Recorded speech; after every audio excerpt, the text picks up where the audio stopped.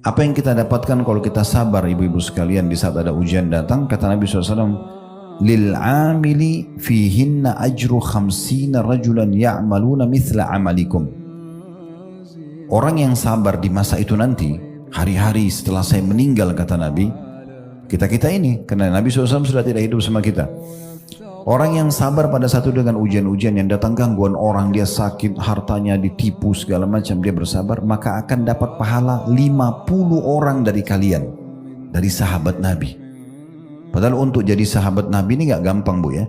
Definisi sahabat itu ulama bilang mereka adalah orang yang bertemu dengan Nabi, lalu masuk Islam di tangan Nabi di masa itu, atau masuk Islam di masa hidupnya Nabi. Setelah lihat Nabi ya, ketemu atau lihat Nabi, kemudian meninggal dalam keadaan Islam, baru dikatakan sahabat.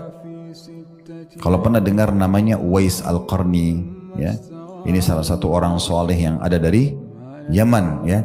Dia hidup di masa Nabi, dia beriman tapi tidak pernah lihat Nabi secara fisik, maka tidak digolongkan sahabat. Sahabat ini orang-orang yang mulia, kemudian sama Nabi langsung, salaman sama Nabi, berperang sama Nabi, duduk dalam majelis Nabi, ini kemuliaan besar sekali.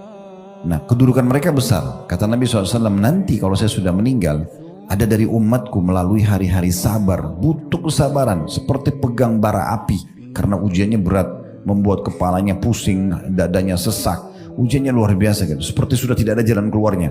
Tapi dia bersabar, dia akan dapat pahala 50 orang dari kalian, dari para sahabat Nabi. Sampai sahabat Nabi ini Abu Tha'labah mengatakan, qalu, para sahabat mengatakan, ya Rasulullah, ajru khamsina minna aw minhum. Apakah yang anda maksud 50 pahala dari kami itu dari mereka? Kan mereka hidup di masa itu. Pahala 50 orang di antara mereka atau pahala 50 orang dari kami? Kata Nabi SAW, bal ajru khamsina minkum. Pahala 50 orang dari kalian. Karena kan kita beriman pada Nabi Muhammad tidak lihat, para sahabat melihatnya. Jadi kita punya kedudukan. Ini bukan berarti kita lebih baik dari para sahabat, bukan. Tetapi ada satu titik di mana kalau ujian datang, khusus poin ini ya. Kalau sholatnya, kalau jihadnya kita tidak bisa, infaknya tidak bisa kita samai para sahabat. Karena kata Nabi SAW dalam sebuah hadis yang la tasubbu ashabi. Jangan pernah kalian caci maki sahabat-sahabatku. Lau anfaqa ahadukum mithlu uhudin dhahaban ma balaga mudda ahadihim. Karena kalau salah seorang dari kalian menginfakkan seperti gunung Uhud besarnya emas semua di jalan Allah, tidak akan bisa mencapai sedekah satu mud, satu genggaman tangan dari mereka, karena besarnya pahala mereka.